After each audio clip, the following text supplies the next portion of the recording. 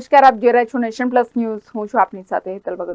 વડોદરાના સાવલીમાં કૃષ્ણ પાર્ક સોસાયટીના બંધ મકાનના તાળા તૂટ્યા હતા. બનાવ અંગે પોલીસે વધુ કાર્યવાહી હાથ ધરી છે. સાવલીના કૃષ્ણ પાર્ક સોસાયટીમાં મોડી રાત્રે ઘરના તાળા તૂટ્યા હતા. જયંતિભાઈ રાવળના ઘરમાં ચોરી થઈ હતી. ઘર માલિક ઘરે ના હોય, જેનો લાભ લઈ બંધ મકાનોને તસ્કરો દ્વારા નિશાન બનાવવામાં આવ્યું હતું. આજુબાજુના રહીશો દ્વારા ઘર માલિકને ટેલિફોન દ્વારા ચોરી થયાની જાણ કરવામાં આવી હતી. તસ્કરો 5,000 અને ચાંદીના દાગીનાની ચોરી કરી ફરાર થઈ ગયા હતા.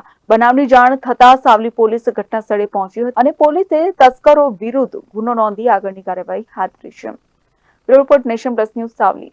સમાચારોના સતત અપડેટ મેળવવા માટે અમારી નેશન પ્લસ ન્યૂઝની યુટ્યુબ ચેનલને સબસ્ક્રાઇબ કરો, બેલ આઇકન દબાવો અને જોડાયેલા રહો ફેસબુક, ઇન્સ્ટાગ્રામ અને ટ્વિટર પર.